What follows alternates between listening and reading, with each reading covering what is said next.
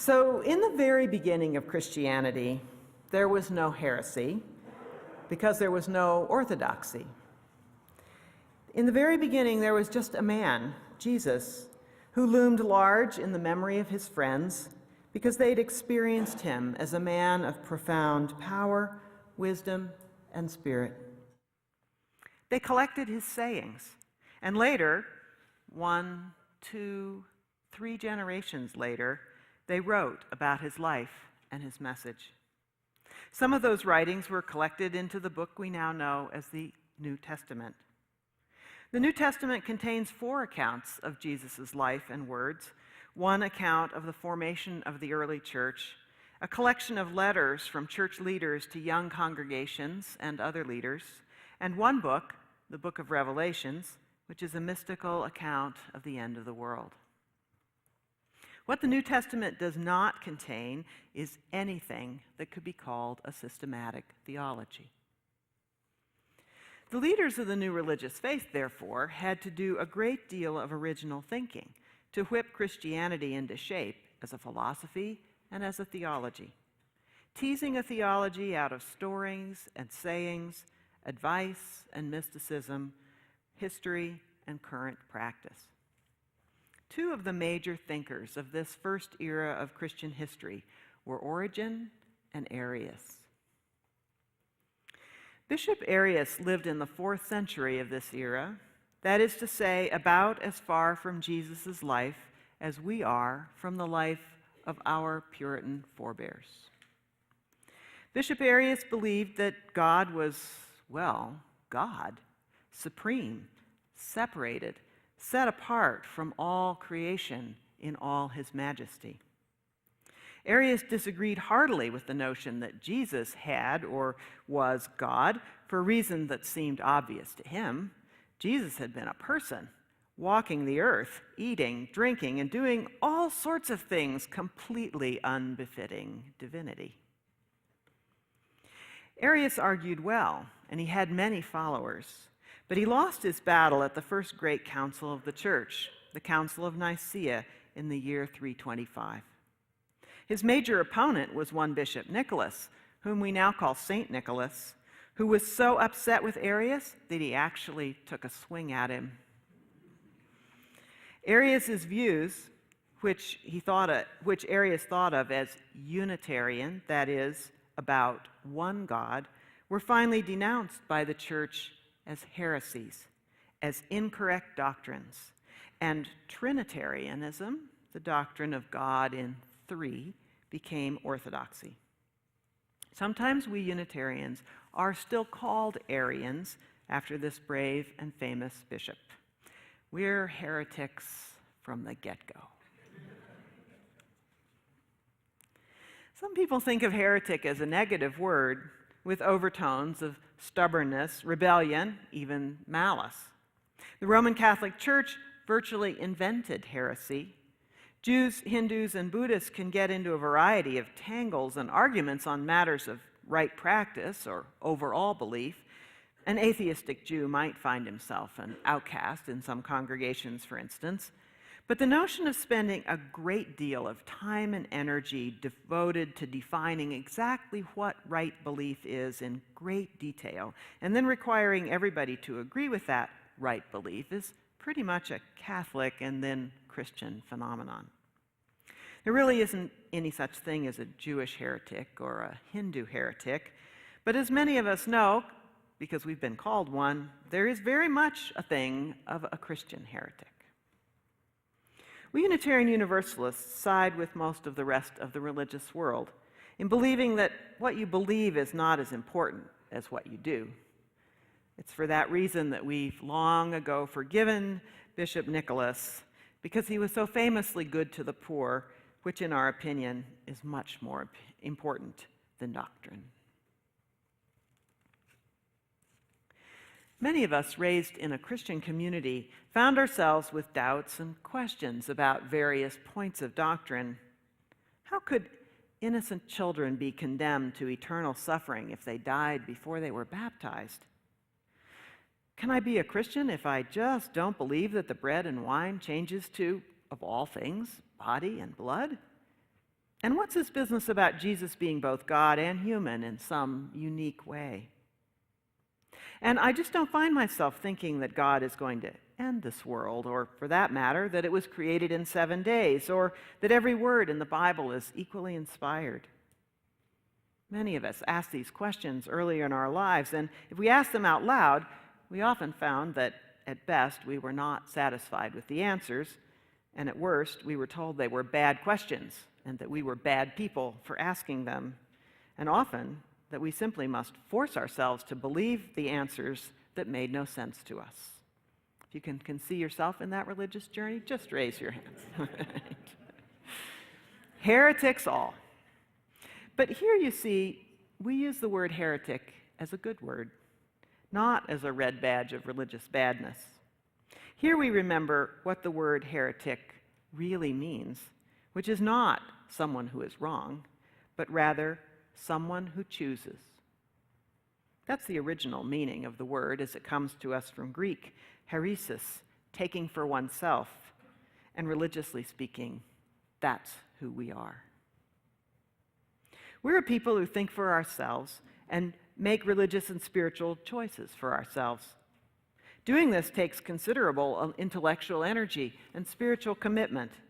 It is easier to go along with the prevailing winds. Stopping to ask questions, puzzle things out, look deep inside and ask, does this really make sense to me? That's hard work. And not everyone wants to do it, or needs to do it, or is called to do it. Most of us here were and are. We're not, I hasten to add, the only religious people who've chosen our faith and its expression for ourselves. Plenty of Catholics, Jews, Baptists, mature believers of all stripes have also spent time with the questions that confound us and have chosen for themselves the beliefs of their faith community, or a variation that takes them into a different faith community, or simply into a deeper or more nuanced version of the faith of their childhoods. We're not the only ones who make choices, but our choices have, for the most part, taken us out of the bounds of orthodoxy, a word, by the way, which means right belief. One of our very founders, Bishop Arius, was at the center of the religious storm that produced both heresy and orthodoxy. He made his choice, which was to remain authentic to what he found himself believing, to the way God spoke to him, to his own religious experience, to the dictates of his own reason. He was not the first Unitarian. The majority of early Christians and many later Christians believed as he did. But he was the first heretic after the establishment of orthodoxy, the first to choose in the face of the Church's insistence on establishing right belief. Another early heretic was Origen of Alexandria. Origen was one of the major thinkers of the early Church. He wrote over 6,000 pieces in his life without a computer. He was a scholar of the Bible, believing that it was best understood when it was reasoned out rather than simply accepted word for word. Origen found very little about hell in the Bible and believed, therefore, that Jesus' death was an atonement for every human being, even the most obvious and egregious sinners. He therefore believed in universal salvation. He too, of course, was condemned in the end as a heretic. Now he is called the father of universalism. Our universalist side began as a heresy also. The New Catholic Church outlawed all dissent, but in the early centuries of this era, when travel was difficult and people were isolated, many heresies flourished, amongst them groups reading and thinking about the writings of Arius and Origen. However, there were no established Unitarian or Universalist churches. That was against the law. It was only after the Reformation, when Protestants and Catholics had to figure out how to get along together, that religious toleration became even a concept in the Western mind. To achieve that, however, there had to be a sacrifice, and that sacrifice was Michael Servetus. Servetus was a Spanish Catholic who lived in the days when Jews and Muslims were being driven from the land because they did not accept the Trinitarian formula of the Church's creeds. Servetus was a bright and very young man who, at age 19, read the Bible and realized that those Trinitarian formulas were nowhere to be found in that book. He thought he had discovered something wonderful. He thought that if he could just get the authorities to realize that their reading of the Bible had been wrong all these centuries, that he could save the Jews and Muslims from deportment, torture, and forced conversion. He was, well, naive, let's just say. But we can certainly admire his spirit. He wrote a book entitled On the Errors of the Trinity. And then, of course, he had to go into hiding because the Catholic Church was after him. So he sent his book to Luther and Calvin, thinking that they would be more receptive than the Inquisition had been. But Luther and Calvin were trying very hard to establish themselves as the true Orthodox Church, Christian Church, and they would have nothing to do with it. Servetus lived most of his life in France under an assumed name, thereby making several important contributions to medicine and map making. But he could never forget his fascination with the dangerous field of theology, and he never lost hope that his message would be heard and understood. So he wrote to Calvin several times. He finally went to Geneva, where he was recognized, arrested, tried, convicted of heresy, and burned at the stake. Much to Calvin's surprise, there was a public outcry against the burning of Servetus. Public sentiment was changing. Although people still believed that their brand of faith was right and others were wrong, they were increasingly unwilling to kill over the matter. Freedom of conscience made a perceptible gain through the martyrdom of Michael Servetus. His ideas popped up again as well, causing groups of thoughtful people to return to their Bibles and find a simpler, more human faith. But his major contribution to the history of Unitarianism is not what he wrote, but the revulsion which attended his death. Our passionate valuing of freedom of conscience and the right of individuals to believe what seems right to them is in part the gift of Michael Servetus, the heretic. Now we fast forward to the New World, to the frankly religious society that the Puritans established in New England, the promised land, as they thought of it. You may not have understood from your American history classes, who tend to gloss over this point, that the Puritans did not practice religious freedom or separation of church and state. Quite the contrary. They built a church in every town in New England, taxed all the citizens for its support, and pressured them to attend church whether they liked it or not. However, they did not follow the Christian practice of worrying about every detail of right belief held by church members. Instead of worrying about what people believed, they concerned themselves about the quality of a person's spiritual experience. To become a member of a Puritan church, that one you paid your taxes for, you did not attest to the fact that you believed what the elders believed. Instead, you were asked to attest to your experience of God's presence in your life. In later vernacular, for an adult to join the parish church, you had to have a born-again experience of feeling the love of God in your heart. Now, not everyone has experiences like that or wants to talk about them if they do, so the Puritan churches had very few members and a lot of attenders. And they bound themselves together with a covenant rather than a creed. Starting with the Mayflower Compact, and then the Cambridge Platform, and then the covenants adopted by each parish church over the years, our tradition, this is our tradition, is that people gather together on the basis of their free will decision to walk together rather than on a basis of proclaiming an identical belief.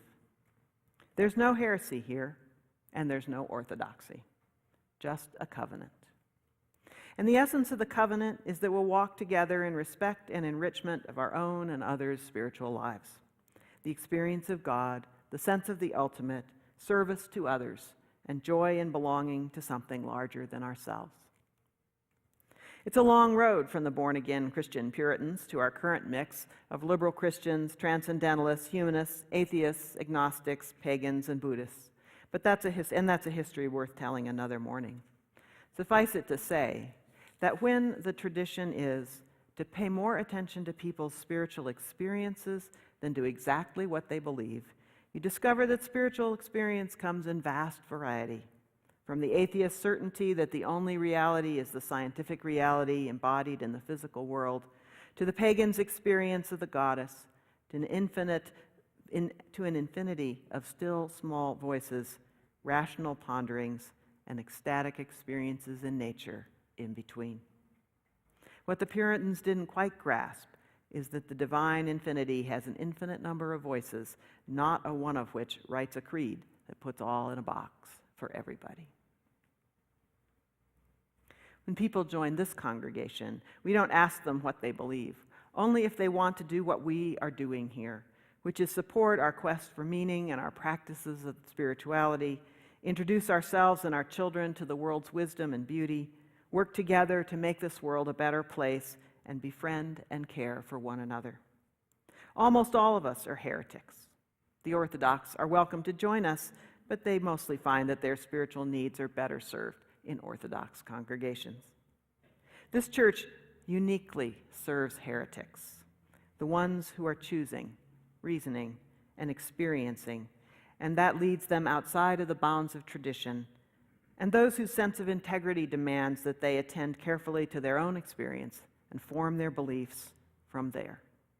It's a church for folks whose thinking, praying, wondering, and meditating takes them out of the religious boxes they find all around them and brings them into a congregation which attends not to the details of what they believe, but to the experiences that have formed their faith, and gives not formulas and answers, but resources, questions, and companions for the path. The circles here are big enough for all who come, including heretics, including